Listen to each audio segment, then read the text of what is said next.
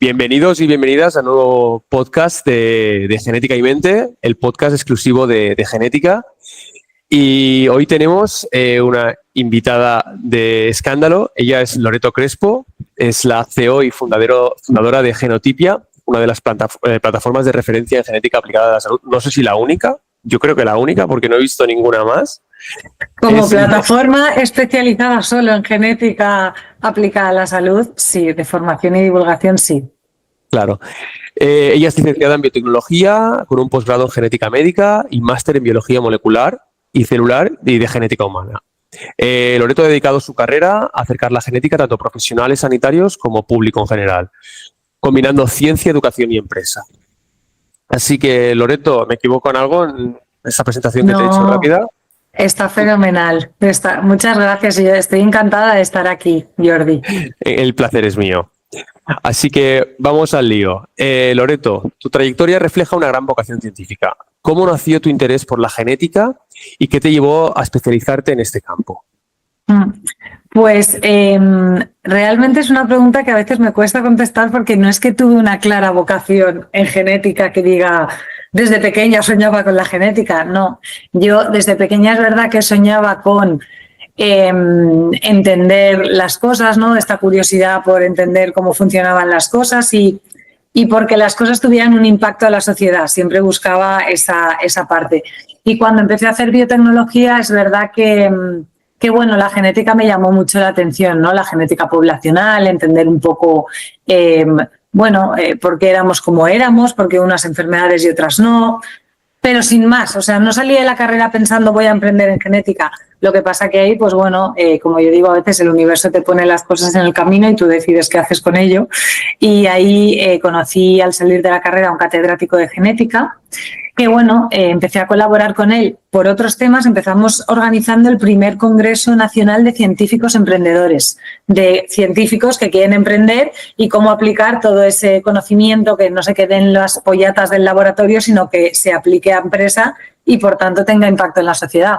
Uh-huh. Es un congreso que a día de hoy, 14 años después, 13, porque esto fue en el 12, se sigue haciendo a nivel nacional, cada vez en una ciudad. Y a raíz de conocer a este profesor, pues estuvimos organizando este congreso con una chica que tenía fibrosis quística, con Silvia. Con CFTR. Sí, estuvimos con ella trabajando todo el verano, el congreso era en noviembre. Todo el verano, pues ella y yo mano a mano, porque éramos ella y yo y este profesor, organizando un congreso para 500 personas. Y en septiembre, antes de que diera a luz el congreso, ella falleció, esperando un trasplante de pulmón. Y eso pues con 24 años, ¿no? Recién salida de la carrera, 23, 24, pues para mí fue como un golpe, ¿no? O sea, no es que nunca hubiera fallecido alguien, bueno, alguien tan cercano, ¿no? Desde luego, pero fue como un entender que fibrosis quística y esto que es una enfermedad rara y por qué pasa, y ahí fue ir haciéndome preguntas. Ya con este profesor pues hablamos de la genética, él me contó pues toda la casuística de la genética en España, ¿no? Que es el único país de la Unión Europea que no tiene especialidad médica en genética, que los médicos que son, exacto, que los médicos que son los que aplican y atienden al paciente al final pues dan una troncal de una trimestral en la carrera, o sea, nada en genética. Entonces, bueno, me habló de esta necesidad que él tenía de, en realidad, nada que ver con lo que es Genotipia hoy en día. Esto era un poco la necesidad de empezar a hablar de genética, de acercar la genética a los profesionales, de montar una revista, un blog que hablara de noticias de actualidad y como encender la llama, ¿no? Entre los profesionales clínicos sobre esto de la genética. Y empezamos así, y así es como empezó mi vocación en genética. O sea, pues mira, de un suceso que en su momento pues para mí fue traumático con esta chica. Y a partir de ahí... Entonces, Loreto, desde aquel entonces que diste este congreso, o que realizaste este congreso, o que te preparaste, ahora, o sea, estos últimos 13 años, ¿qué papel juega la genética en la prevención frente al tratamiento de enfermedades? ¿Qué nos dirías ahí? Sí, un montón. Desde hace 13 años a ahora. Claro, yo creo que aquí, bueno, yo cuando me metí en todo esto entendí muy bien pues estas tres vertientes donde la genética tiene, ¿no? Prevención, diagnóstico y tratamiento, y son como las tres verticales.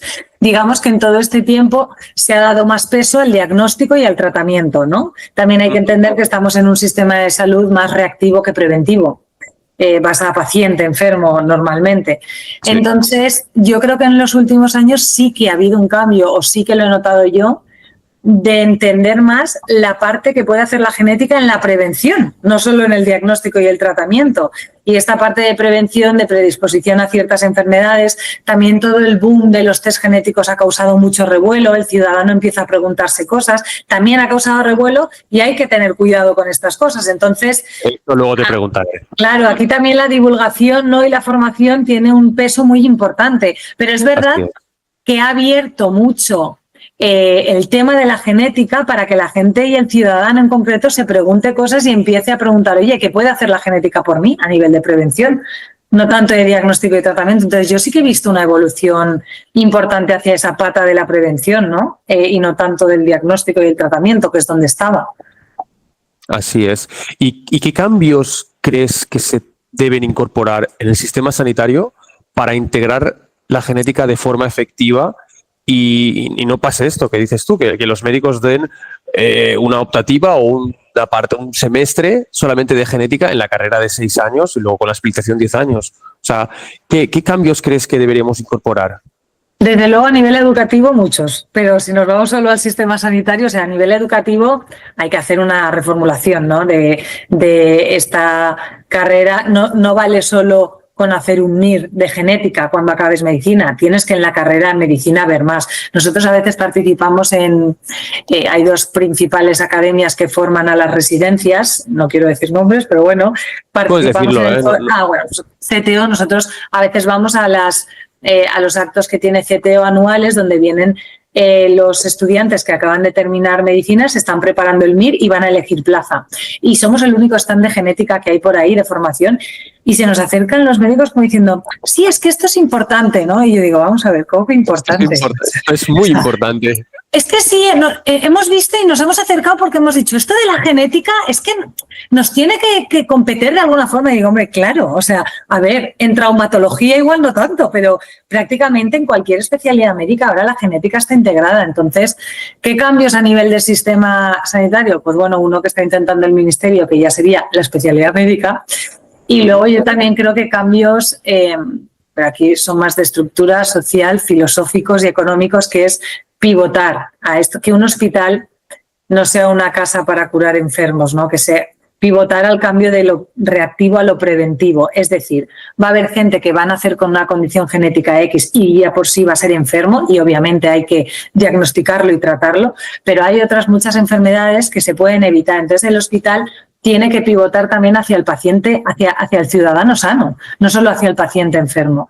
Y eso pasa pues por muchas políticas públicas y privadas y por un cambio de mentalidad y de entender el coste económico, ¿no? que va a tener esto, o sea, lo bueno y lo que nos va a ahorrar en cuanto a coste económico. Totalmente. Y también por formar al profesional. Y aquí me meto yo en el campo, que es que me dedico a ello, que a veces, pues ahora ya de 3 años a esta parte, con todo esto de los fondos PERTE, no sé si los conoces, son unos fondos que han salido unos fondos que el Ministerio ha destinado mucho dinero para 4 patas dentro de la medicina de precisión y la genética, ¿no? Equipamiento, software y etc., con todo esto de los datos informáticos, instrumentales, contratación, pero también formación. Entonces, de 3 años a esta parte sí que vienen muchos hospitales diciendo, oye, tenemos un dinero y queremos formar a profesionales porque tenemos muchos problemas en la derivación de pacientes que tengan alguna condición genética porque no lo tenemos bien formado.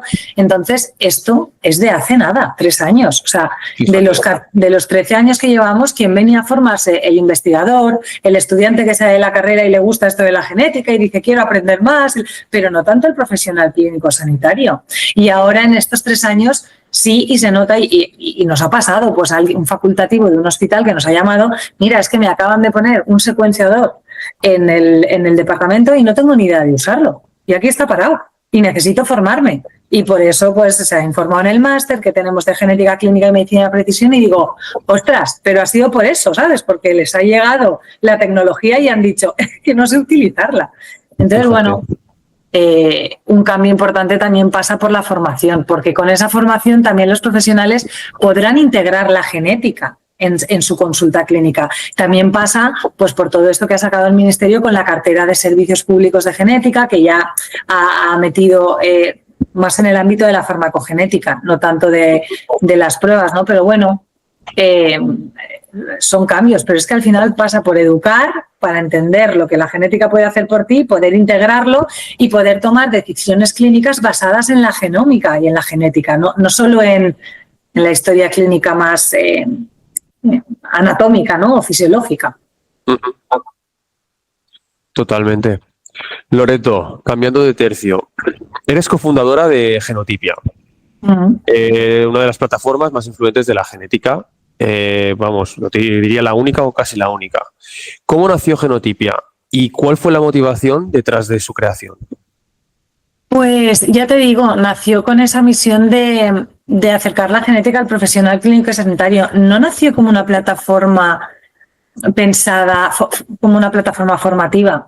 Nació más como oye, ¿qué pasa si empezamos en un blog publicar noticias de genética en un lenguaje riguroso, científico y en español? O sea, vamos a ver todo lo que está pasando en genética en el mundo, que sobre todo está todo en inglés, y vamos a traducirlo en un lenguaje sencillo, en español sencillo, pero no para el ciudadano, sino para el profesional, que el profesional clínico entienda que detrás de cada cosa que hace la genética está por ahí, ¿no?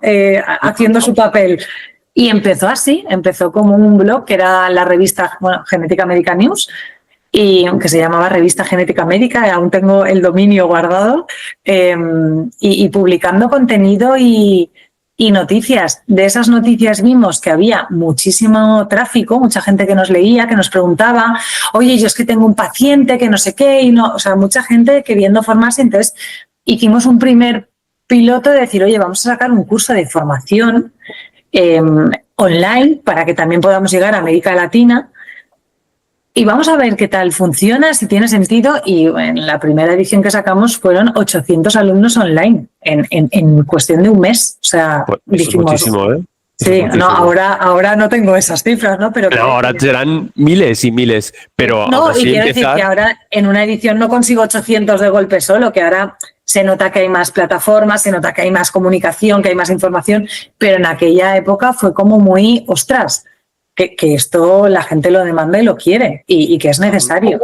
Y empezó así, y de ver que estas formaciones pues realmente llegaban, pues nos llegaban noticias de, oye, hay muchos médicos que nos han dicho, habéis cambiado la forma de hacer medicina, me habéis cambiado la forma de hacer medicina, he entendido muchas cosas que antes no hacía y he sido capaz de derivar pacientes o de entender que tenía un componente hereditario o genético, depende, y saber mejor qué hacer con ellos. Y eso, claro, pues te motiva, vamos, muchísimo más para seguirlo.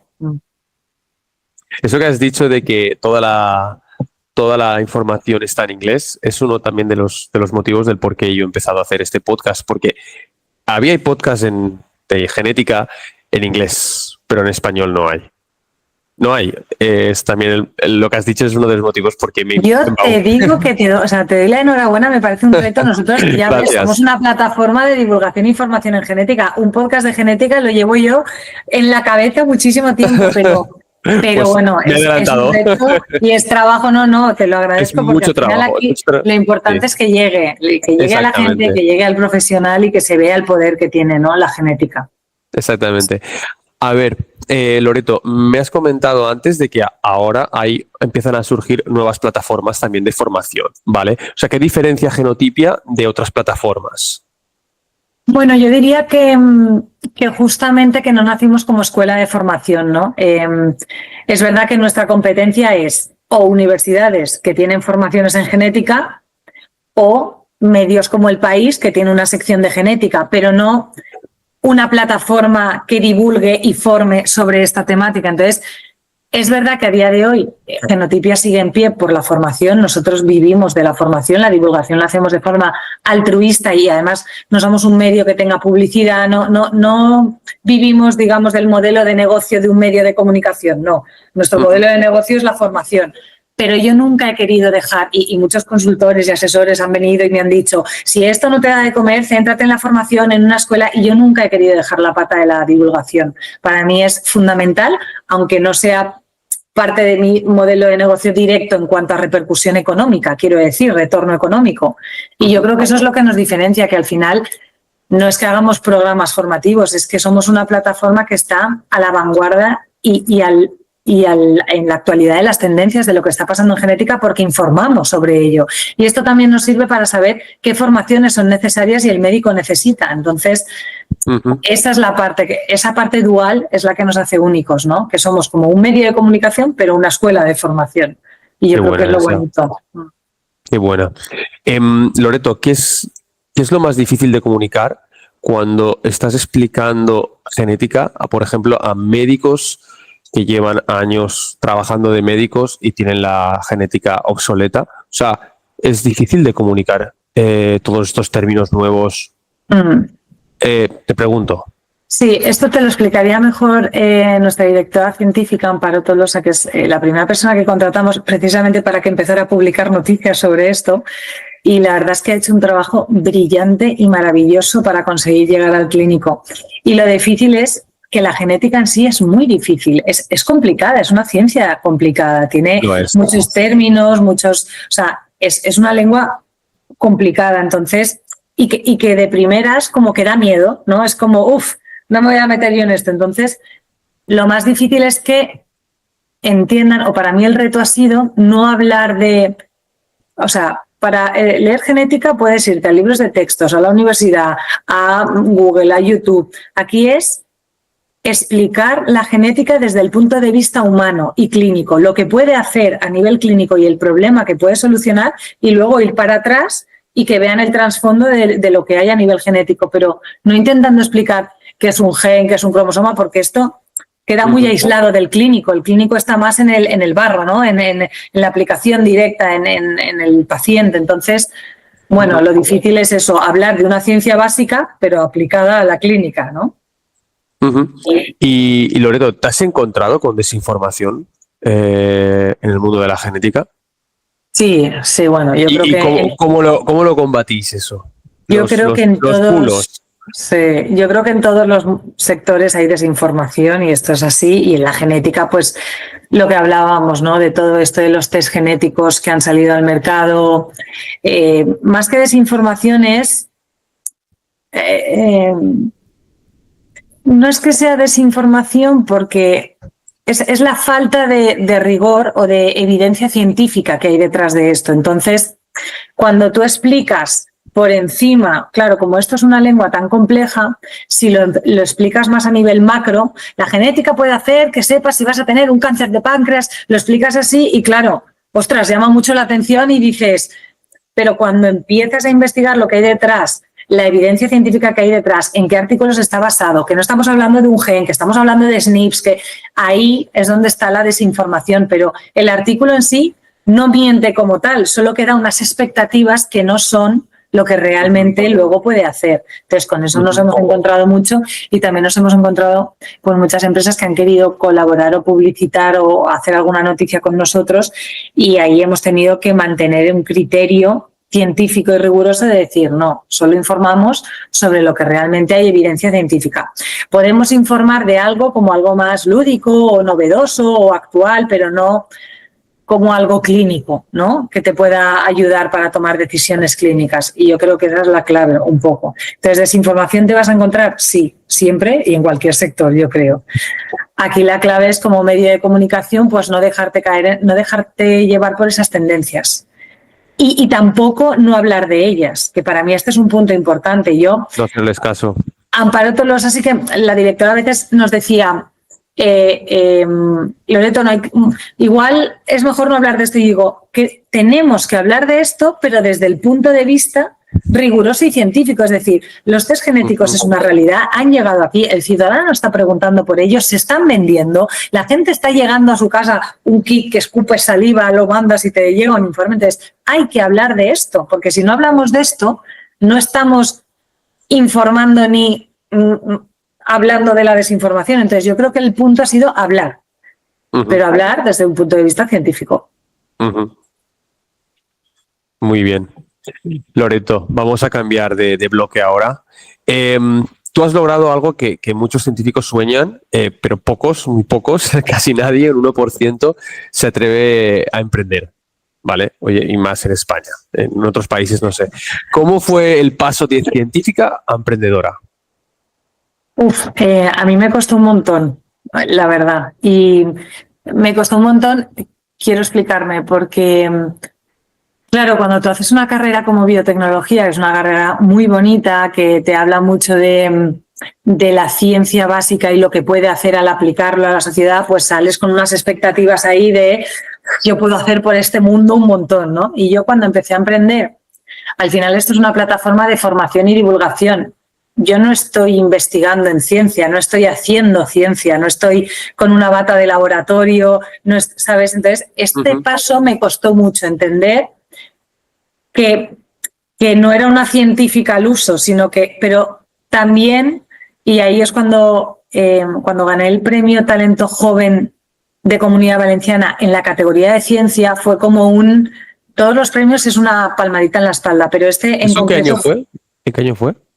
Este fue en 2023, si no me equivoco. Hace nada. En el 22. Sí, por eso te digo que es que no fue hace tanto. O sea, a mí me ha costado mucho entender, pues esto, ¿no? Has estado 4 años estudiando una carrera científica para al final hacer formación. Y ahí entendí que es tan importante hacer ciencia como enseñar al que hace ciencia, ¿no? Y estar a la última en las tendencias que viene y formar al profesional para empoderarlo y que al final atienda mejor al paciente. Y eso alguien lo tiene que hacer.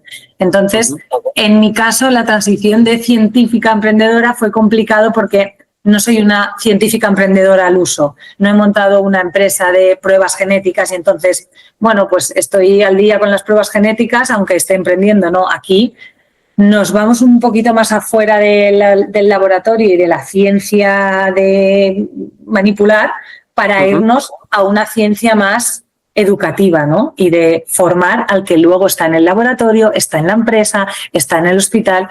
Entonces, bueno, fue un paso difícil de digerir. Ahora estoy encantadísima y me encanta lo que hacemos y veo el valor que aporta Genotipia, lo veo muchísimo y lo veo en cada profesional que formamos y lo veo en el otro día que estuve reunida con una de las máximas representantes de Canadá que lleva toda la genómica de Canadá.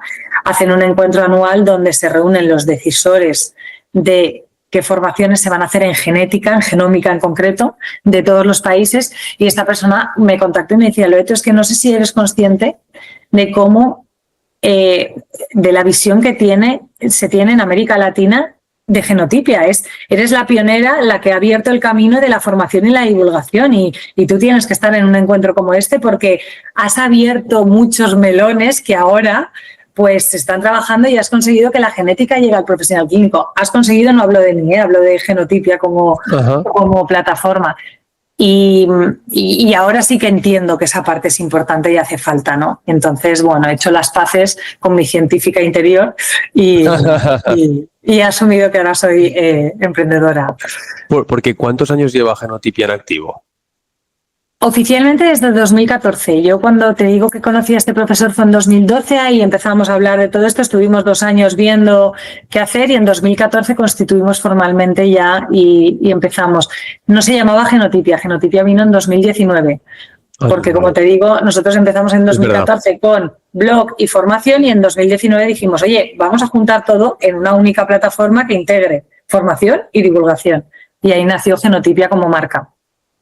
Y Loreto, ¿qué errores o vamos a decir qué escalones altos ves en los científicos que quieren emprender?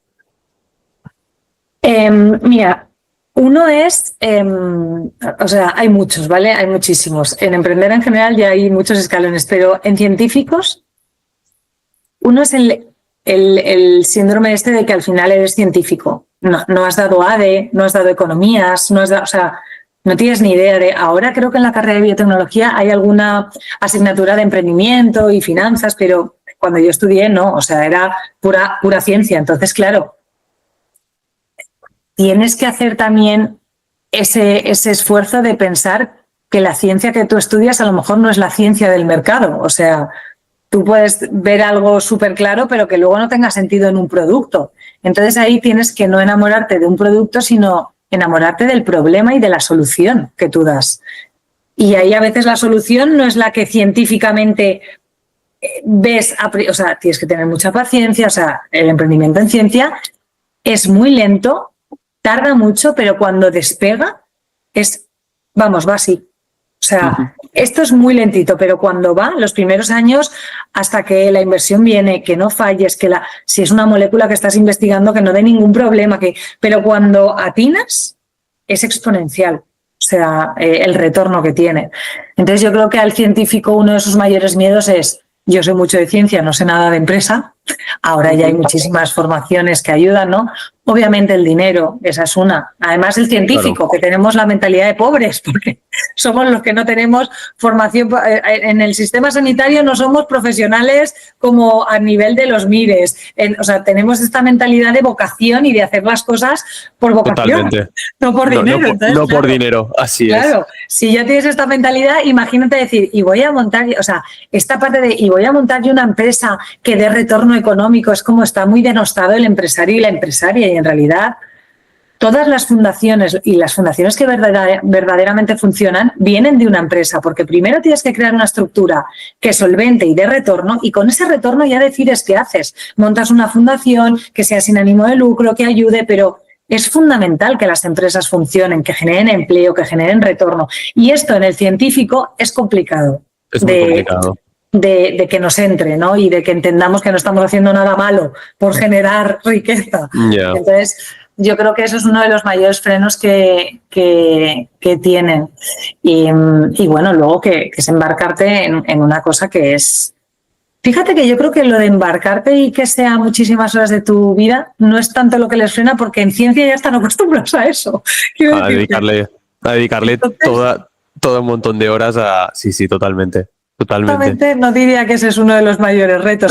La financiación, diría yo, es uno de los... Sí, por eso, la financiación y ese síndrome de... Y toda la burocracia, el conocer lo que has hecho tú, conocer toda esa burocracia que hace falta, pues, para montarte una SL o para hacerte autónomo o lo que sea. Sí, yo digo salir del zulo, lo llamo yo. Yo cuando empecé estuve mucho tiempo en mi zulo, y cuando he salido del zulo y he empezado a rodearme de asociaciones de empresa, de, en fin, instituciones más de empresariales, no tanto ciencia, ¿sabes? A rodearme con gente de otros sectores que no tienen nada que ver con la ciencia, pero que han pasado por contratar gente, pedir financiación, ayudas públicas.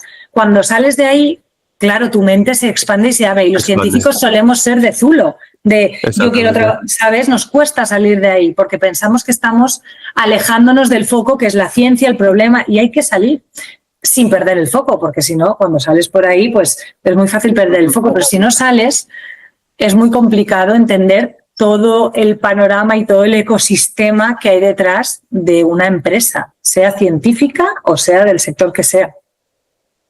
Fíjate. Loreto, tú fuiste una de las impulsoras del Longevity World Forum, si no me equivoco, un evento pionero sobre envejecimiento saludable. A ver, ¿cómo nació el proyecto Longevity World Forum y qué buscabais en él? Pues mira, realmente nació, no surgió de nosotros como tal, nació de una conversación con este profesor y otra persona que se dedica a eventos en Valencia y que quería empezar a hacer eventos médicos, ¿no? Enfocados al médico. Y entonces pues nos contactó para ver pues sobre qué podíamos hablar. Pues en aquella época, en 2016, hablábamos pues de onco, de cáncer, y yo digo, bueno, es que ya hay muchos congresos de cáncer, ya hay muchos congresos de cardio, y hay muchos congresos de neuro. Entonces, en aquel momento pues salió el tema de la longevidad, de hablar de cómo la genética, la prevención puede hacer que vivas más años, y no solo la genética, porque aquí en la longevidad hay muchísimo más, ¿no? Y ahí nació, la verdad es que fuimos pioneros y muy valientes, porque en el primer congreso en 2017 yo te diría apoyo de farmas. Has sido muy pionera siempre en la vida, ¿eh? Sí, la verdad es que en esto sí, porque es verdad que, vamos, apoyo de empresas, las farmas no querían saber nada de longevidad en aquella, o sea, no, ahora se escucha más, ya hay más clínicas de medicina integrativa, farmacéuticas, etc., pero hace 8 años era como, o 9 años, era como, pero en longevidad era como todo muy ciencia. Entonces, lo bueno que tuvimos es que hicimos el congreso desde la ciencia, siempre. Este congreso es súper científico, tiene un día de ciencia básica que a veces juega en nuestra contra, porque a veces viene el ciudadano y escucha la ciencia pero no la puede aplicar, porque no decimos, y lo puedes aplicar tomándote un té todas las mañanas. No, no va de esto el congreso de longevidad. ¿Qué descubristeis sobre ciencia en la longevidad organizando este evento? ¿Qué es lo que descubristeis? ¿Qué es lo que...? Yo creo que más que descubrir, entender, ¿no?, que el envejecimiento al final es un proceso biológico que puede ser modificable. Yo creo que partir de eso, ¿no?, del envejecimiento como un proceso biológico que puede ser modificable y que a mí me sigue sorprendiendo. Lo que pasa es que hay mucho descubrimiento que está en modelo animal, ¿no? Y hasta que pase humano, pues tú sabes que esto tiene su tiempo, pero aún así a mí me sigue sorprendiendo lo que se va viendo en modelo animal. Entonces, es un campo que a mí me fascina y no deja de sorprenderme, la verdad. O sea, que luego al final, hablando claro y entre tú y yo y entre todas las personas que nos están escuchando, que los 5 puntos todos nos lo sabemos: nutrición, deporte, sueño, estrés, o sea, que no estamos descubriendo nada, pero si entiendes por qué todos esos factores a nivel biológico afectan al envejecimiento, pues ya... Si eres más consciente, sí, exactamente.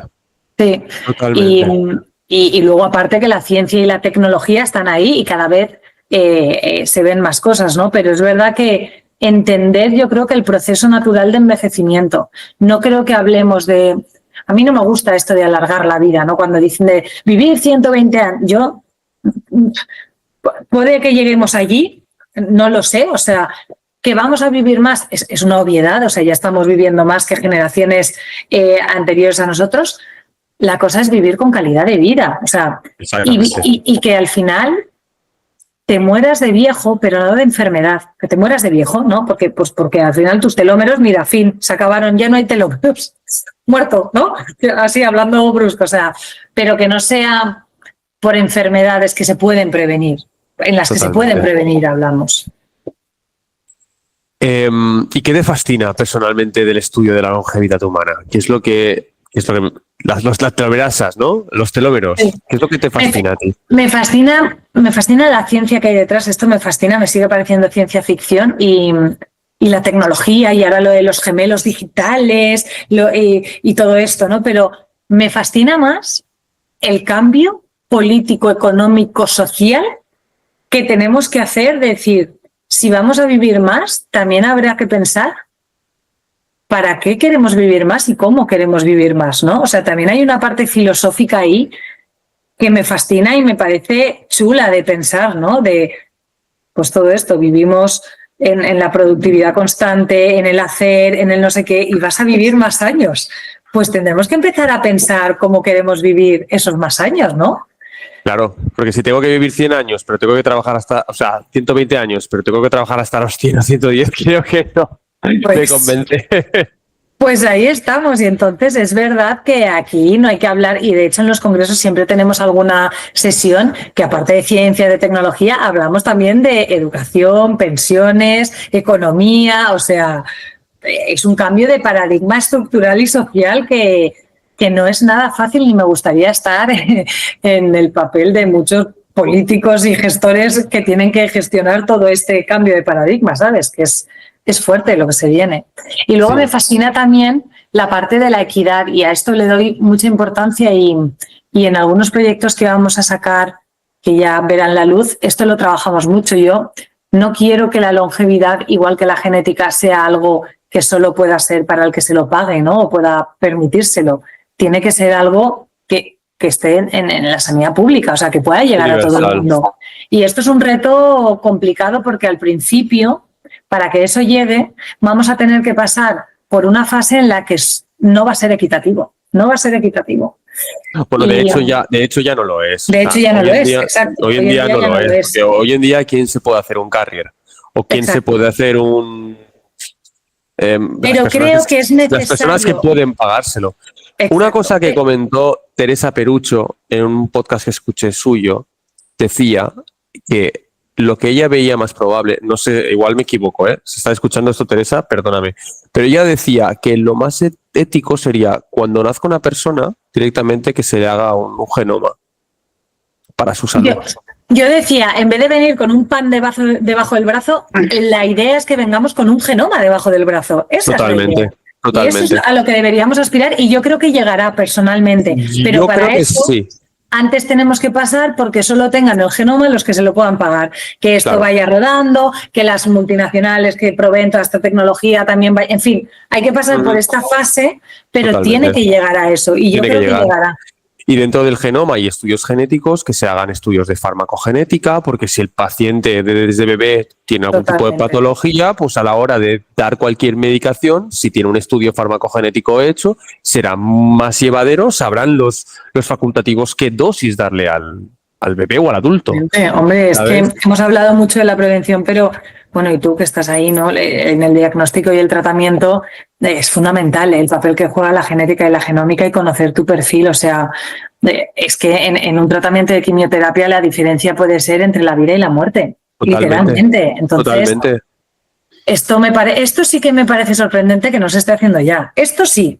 Creo que la farmacogenética, me parece que escuché a Teresa que ya puedes ir a un hospital público y pedir un estudio de farmacogenética. Sí. O sea, que eso ya es una realidad. Es uno de los productos que hay en la cartera del servicio del Ministerio, que ya están pruebas genéticas dentro de la cartera de servicios públicos y sobre todo van todos enfocados a la farmacogenética, la mayoría. Claro, lo que pasa es que mucha población no lo sabe. Claro. De hecho, yo no lo sabía, A mí me lo dijo Teresa. Sí. Yo no lo sabía, ¿sabes? Para eso está Genotipia. Totalmente. Loreto, a lo largo de tu carrera has asumido muchos roles de liderazgo y en el ámbito científico y en el ámbito empresarial.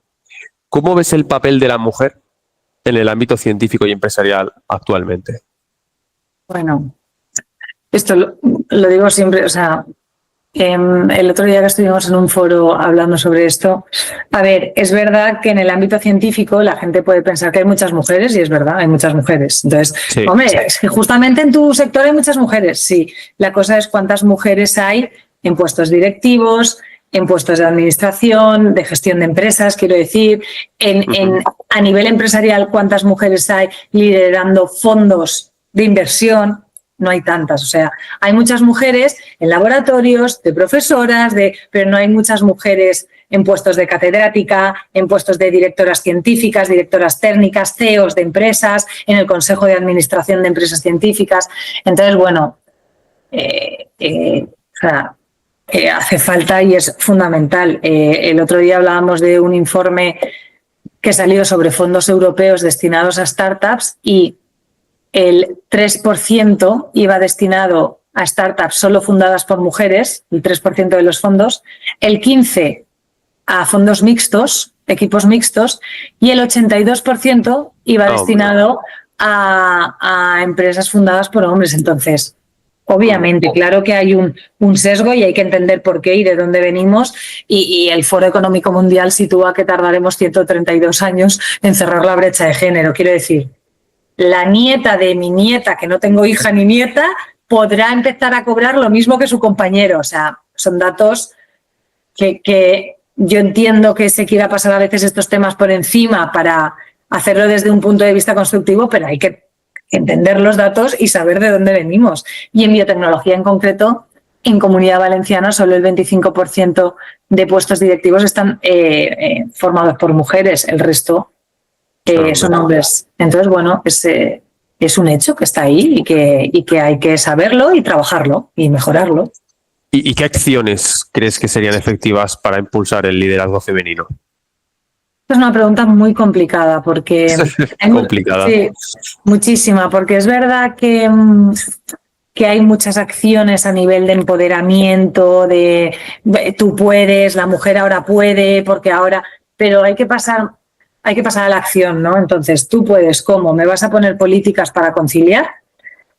Tú puedes, ¿cómo? ¿Me vas a mentorizar? ¿Vas a sentarte conmigo? Vamos a abrir el Excel, vamos a ver los KPIs. Quiero decir, el discurso de tú puedes es muy necesario y ha sido muy necesario, pero yo creo que hay que empezar a cambiar a la acción y eso pasa por medidas y políticas públicas y privadas que se tienen que poner encima de la mesa y que se están poniendo. Fíjate la conciliación, hasta hace no pocos años no se tenían ni 2 meses o 3 y ahora se tienen pues 4 meses y subiendo con lactancia, bueno, poco a poco, pero no es suficiente. No es suficiente. Pero de cara al hombre, pues por ejemplo, el hombre antes que tenía los 15 2 días de la gracia, 2 días. 2 días. Y ahora tienen los 4 meses. Quiere decir que yo sé que se están haciendo cosas, pero no son suficientes. No son suficientes. Entonces, bueno, esto es mucha presión, pero hay que saber dónde presionar. No es solo hablar, ¡ay, qué mal estamos! No, hay que saber dónde tocar puertas y decir, bueno, ¿qué políticas vamos a hacer? Y claro, ahí ya sabes que todo lo que pasa por instituciones públicas, pues, en fin, tiene su tema burocrático. Totalmente. Loreto, visión de futuro. ¿Cómo imaginas la genética aplicada a la salud dentro de 10 años? No pues, cómo te gustaría, no cómo te gustaría no, verla. ¿Cómo la ves? Vale. Sí, ¿cómo la imaginas viendo el panorama hoy en día?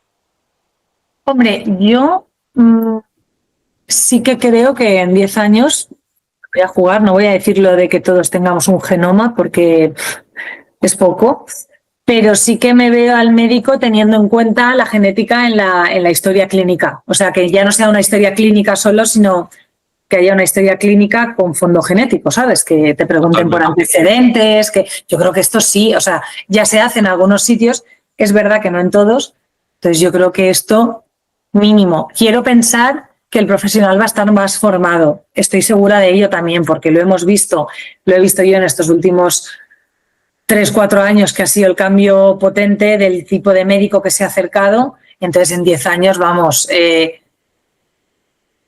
Yo creo que a ningún médico la genética le sonará a chino.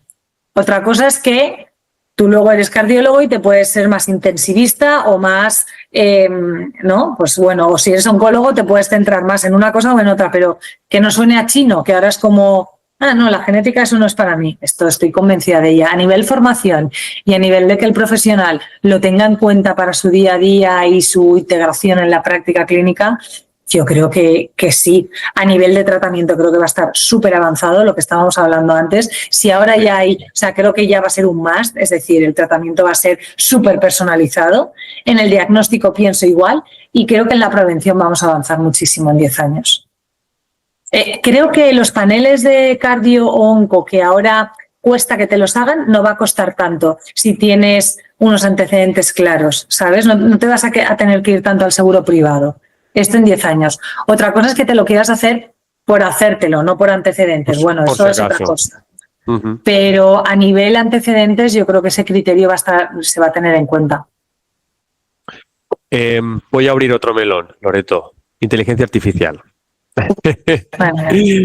¿Qué papel tendrá la inteligencia artificial en la interpretación de estos datos genéticos, genómicos pues, hoy en día y hasta aquí 10 años? Tú te dedicas más a esta parte, ¿no? De bioinformática, sí, de datos, o sea, yo creo que ya estamos viendo cómo el volumen de datos genómicos que generamos ya supera la capacidad humana de analizarlos, ¿no? Entonces, la inteligencia artificial yo creo que ahora está más en una fase de ordenar y de ver la capacidad que tiene, y creo que en unos años lo que va a hacer es esta capacidad de gestiono todo este volumen de datos, pero además detecto patrones invisibles que el ojo humano no puede detectar. Qué buena esa. Y ojo que yo creo que aquí el criterio clínico es súper importante. O sea, una cosa es detectar patrones invisibles y luego otra cosa es que es fundamental diagnosticar, tener el criterio clínico y que te ayude a decidir, gracias a la la inteligencia artificial, pues si vas por aquí o vas por aquí, ¿no? En tu criterio. Pero claro, aquí abre el melón también de que aquí tiene que haber una alianza entre la ciencia, la tecnología, la ética, de cómo se va a gestionar todo esto y para qué se va a gestionar todo esto, quién va a custodiar estos datos, lo que hablábamos de la equidad, quién tiene acceso a esto. Entonces, pues en Estados Unidos lo estamos viendo, ¿no? Que muchos de estos datos tienen acceso a los seguros privados. Y en función de cuándo vayas, pues a ti te doy la hipoteca o no te la doy. O sea. Claro, eso es un error. Eso es un error. Entonces, pero vamos, a mí no me da ningún miedo la inteligencia artificial en este sentido, al revés, lo veo súper potente, creo que nos puede ayudar un montón y como todo en la vida creo que hay que tener criterio y coherencia. No te va a salvar la papeleta del todo y va a haber veces que a lo mejor el criterio clínico puede ser distinto a lo que dice, pero es que es una herramienta muy potente y yo no creo que vaya a quitar empleos. Quiero decir, no lo creo, no. Va a quitar empleos, por supuesto. O sea, hay empleos que van a desaparecer, pero va a reconvertirlos en otros. Pero claro que va a haber empleos que desaparecerán, pero se reconvertirán en otros. O sea, no me da miedo en ese sentido y al revés. Yo tengo muchas ganas de ver todo lo que en 10 años puede marcar la inteligencia artificial y puede ayudarnos a mejorar como sociedad. ¿Vosotros usáis en Genotipia inteligencia artificial? Estamos empezando ahora a probar, bueno, a nivel operativo de cosas muy esto, por supuesto, pero a nivel de comunicación estamos intentando ver la capacidad que puede tener. Y es complicado. Es verdad que aquí no es todo oro lo que reluce. O sea, la inteligencia artificial tiene una cosa que agrupa muchos datos y te da mucha información, pero también inventa cosas si no se las sabe. Entonces, bueno, aquí hay que tener mucho cuidado. Estamos haciendo algunos inventos o investigaciones. Amparo para esto es más rigurosa y yo le digo, Amparo, yo quiero un día que me enseñes un artículo escrito por ti 100% y un artículo escrito 20% por ti revisado y 80% por inteligencia. Y me dice, eso ahora es imposible, Loreto. O sea, el artículo no tiene la rigurosidad y la forma de transmitir y todo. Digo, bueno, pero quiero investigar sobre esto. Pero ahora mismo lo utilizamos más a nivel operativo de, bueno, herramientas que nos facilitan el trabajo, básicamente. Es verdad que a nivel formación ahora hay muchísimo con avatares sintéticos, formación, o sea, hay un montón de formatos innovadores que yo también quiero empezar, estamos ahora empezando a investigar. A ver, Loreto, ahora viene la parte rápida y bonita del podcast. Vamos cerrando ya. Y te voy a hacer un ping-pong genético que he creado para ti. ¿Vale? Ay, madre. Yo te lanzo la pregunta y tú respondes lo primero que te viene a la cabeza. Vale. ¿Vale? ¿Estás preparada? Soy malísima para estos juegos. Vale. No, es muy divertido. A ver, gen favorito y por qué. Ostras, no lo sé. No tengo uno. Chica. No lo tengo. ¿Gen favorito y por qué? Ay, no lo tengo. Siempre decimos... ay, no lo sé, esto me pilla. Puede ser HbA, puede ser SMN1, puede ser FTR. No, es que siempre caigo en decir BRCA1, ¿sabes? Porque el BRCA1 y BRCA1 y BRCA2. Claro, por el tema de ¿Sabes que el otro día leí que había un gen del mal? Ah, sí, bueno. Esto es un tema interesante un gen del mal, que lo estaban investigando a ciertas personas que tenían ciertas patologías, sobre todo personas que estaban en prisión. El gen de la psicopatía. El gen de la psicopatía, sí, señora. Sí. Bueno, sí. Ahí hay un melón que también investigaré. Yo siempre digo este gen, pero porque nos ayudó mucho desde Genotipia como plataforma de divulgación a que la gente entendiera lo que la genética y la prevención podía hacer por ti. Y el caso de Angelina Jolie, donde ella, padre, madre, abuela, tía, ¿no? Que tienen esto y ella sin tener nada, doble más. Entonces, esto es nuestro gen favorito, es la coña que tenemos dentro del equipo porque es lo más claro de explicarle al médico, ¿no? O al clínico para que entienda el por qué. Loreto, ¿tu mutación favorita? ¿La que te da ventaja o la que te hace única? Pues mira, no te sé decir la mutación exacta, concreta, pero por ejemplo yo tengo una cosa que es que hablo al revés. No me digas. Sí. Y no sabemos por qué, ¿no? Entonces, hablando con un neurólogo especializado en genética, me decía, Loreto, aquí tiene que haber algo y a mí me encantaría que te vinieras un día al laboratorio y que empezaras a hablar al revés y ver qué se te activa y luego a nivel genómico también ver perfiles, porque seguro que tiene que haber una mutación que desencadene algo, pero claro, no la sé si hay. Y también me gusta mucho la mutación que te hace poder dormir más y que no te afecte a la longevidad. Esto que dicen que los genios tenían un gen mutado que por eso pueden dormir 3 o 4 horas y no les afecta a nivel envejecimiento, pero esto no lo... O sea, siempre sabemos que el sueño eso lo leí yo y me parece que es algo... Eso es algo que me gustaría investigar más, pero lo leí en plan de que creo que había... no me acuerdo dónde lo escuché o dónde lo leí, pero creo que había un grupo poblacional que por lo que sea había sobrevivido durmiendo poco, por lo que sea. Y eso se había transmitido generación en generación y hay gente que de verdad duerme 4 horas y está bien. Y yo necesito 7 para ser persona. Vamos, yo también. Además es que a nivel envejecimiento dormir poco es como una borrachera, o sea, mata neuronas igual que una borrachera. Y para el envejecimiento uno de los más es dormir tus 7-8 horas. Pero hay ciertas personas que pueden dormir 3 o 4 y actuar con total normalidad. Yo digo, yo quiero ese gen, esa mutación la quiero, pero no la tengo, no, yo no la tengo. ¿Qué descubrimiento genético te habría encantado protagonizar? Yo creo que el tema de la terapia génica. Ay, es que me encanta, de verdad. Y todo el tema del CRISPR, o sea, a mí, contado desde muy macro, ¿no? Ser capaz de meterte y donde tienes una T cortar y poner una A y entonces empiezas a expresar un gen que no expresabas y por eso te hacía tener una... Me parece... O sea, el tema de la ceguera, el tratamiento que hay de ceguera con terapia génica, de la ceguera infantil que los niños vuelven a ver, o sea, me parece tan brutal que es que a mí, de verdad, la terapia génica es algo que me habría encantado vivirlo desde el laboratorio, ¿no? O sea, me parece brutal. ¿Qué gen te parece el más drama queen del cuerpo humano? Yo creo que el que desencadena el cortisol. Porque vamos, todos los genes que tengan que ver con las hormonas me parecen los drama queen. Porque, ostras, estás como una cabra en función de las hormonas que tengas. Y en concreto esto, en mujeres, me parece que hay tan pocos estudios, Jordi, en mujeres, y que ahora se está viendo con todo el tema de la parte de reproducción, ¿no? Y de cómo afecta a la calidad del óvulo versus la calidad del espermatozoide a nivel genético, que todos los genes implicados a nivel hormonal son los drama queen para mí, porque es que realmente tienen un efecto, pues eso, de estar aquí o estar aquí. Totalmente. A ver, Loreto, ¿qué palabra te define mejor? ¿Biotecnóloga, divulgadora o emprendedora? Yo diría que emprendedora.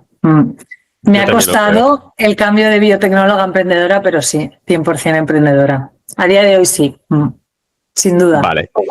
Y para finalizar, ¿qué persona nos aconsejarías entrevistar para futuros episodios de Genética y Mente? Pues hay una o varias. Sí, es pregunta sorpresa, pues... Hay una persona que me gusta mucho, Tony Monsen, es uno de nuestros profes del curso, él es pediatra y tiene una forma muy amena de explicar y de contar. Y me gusta mucho porque está haciendo cosas muy chulas, está en el Sant Joan de Déu, está haciendo cosas muy chulas con familias muy chulas y creo que a nivel pediátrico, enfermedad rara y asesoramiento genético, que no hemos hablado de esta parte, es muy chulo escucharle. Hay otro profesor que es Julio Rodríguez, que lo debes conocer porque él es bioinformático, es biólogo, pero se dedica a bioinformática. Y es también profe de nuestro curso y habla de la bioinformática de una forma... Julio Rodríguez, ¿es de Galicia? Sí. Sí, lo tengo en contacto en el LinkedIn. Pues 100%. Es personas top. Sí, 100%. Bueno, pues Julio, vamos, seguro. Le dices, te contacto porque me ha dicho Loreto que te entreviste y vamos. Es que lo tengo en contacto con LinkedIn, sí. Pues es una maravilla tiempo. Y si necesitas ayuda con Julio y si nos está escuchando, Julio, voy a ir detrás de ti para que accedas. Es muy bueno.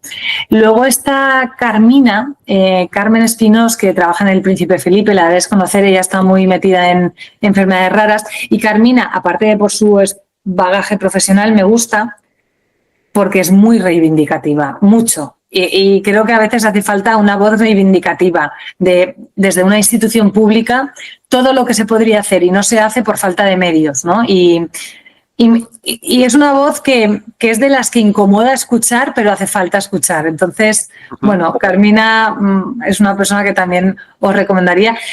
Y hay muchísimas más. A Ángela Pérez, que también la debes conocer, ella es bióloga, fundó lo que era Sistemas Genómicos, luego IMEGEN, que ahora es Health in Code, es presidenta de Bioval. Vale, o sea, no la conozco personalmente, pero sé quién es, sí.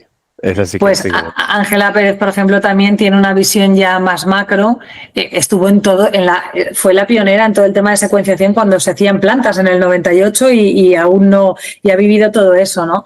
Y es muy chulo escucharla y ahora ella está como presidenta del Consejo Social de la Universidad de Valencia y está más metida en pues hacer que todo lo que se estudia en las universidades luego tenga aplicación en la vida real y profesional y en lo que demandan las empresas. Damià Tormo, no sé si lo conoces, Damià Tormo es biólogo que hizo su tesina en temas de cáncer y cuando acabó vio que eso se iba a quedar, hicieron un descubrimiento muy chulo y vio que eso se iba a quedar en la pollata de un laboratorio en un cajón y montó Bioncotec, que era una empresa centrada en... Sí, que ahora se llama Highlight Therapeutics y bueno, la cuestión es que ahora Damià, que él es biólogo, pero ahora tiene un fondo que se llama Columbus, que invierten específicamente en proyectos biotecnológicos y están haciendo verdaderas pasadas. O sea, tienen aparte la Fundación Columbus que están tratando a niños con enfermedades raras, de estas que las farmacéuticas no se meten porque igual hay 3 en todo el mundo.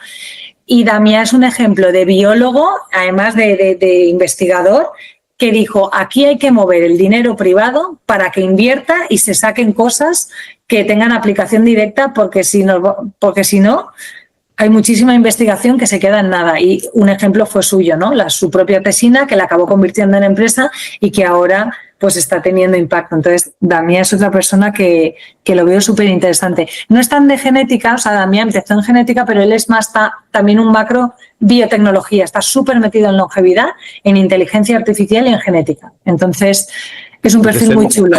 Tendrá cabida en este podcast. La verdad. Y pues no sé, nada, Loreto. Hay muchísimos más, ya te iré diciendo. Que se me ocurren. Loreto, ¿te lo has pasado bien? Muy bien, se me ha pasado muy rápido. Pues nada, tus últimas palabras para despedir el podcast. No, nada, pues que súper agradecida. Lo que te he dicho antes, de la enhorabuena por meterte en un podcast específico de genética, porque es un reto hablar de esto y que no parezca siempre lo mismo, que es el reto que tenemos, que parece que la genética es siempre lo mismo y que tiene muchísimas variantes y muchísimas vertientes. Y nada, que si hay algún clínico escuchándonos, algún profesional sanitario que esto le suene a chino o que lo necesite, pues que entre a ver Genotipia. A nivel divulgación o a nivel formación que... Yo esto, como se colgará en YouTube, tendráis los enlaces abajo de Genotipia y también lo publicaré en redes sociales, LinkedIn, Instagram, TikTok. No me he abierto aún el TikTok, pero también... Ya, yo tampoco en Genotipia y ya nos lo están diciendo, pero es que me cuesta esto, ¿eh? Ya. Es basura pero... Y una invitación al Longevity World Forum, este congreso que hacíamos, que empezamos en 2017, lo tenemos ahora en 2026, en febrero, en Madrid. O sea, 18, 19 y 20 de febrero va a tener un día de ciencia, un día de tecnología y un día de startups biotech que están en longevidad, emprendiendo, o sea, va a estar guay. Así Toda esta información estará debajo en la descripción. Por aquí. Así que, exactamente. Así que nada, Loreto, un placer, ha sido un placer entrevistarte, eres una titán de la genética y te admiro muchísimo. Y nada, espero que en futuros episodios, más adelante o en formato tertulia, cuando entrevistemos a varios a la vez, puedas también participar. Por supuesto, me encantaría y me encantará escuchar a Tony, a Julio, a Damián, a Todos ellos me los he Karina. apuntado para que estén de Muy próximos bien. invitados. Pues Bueno,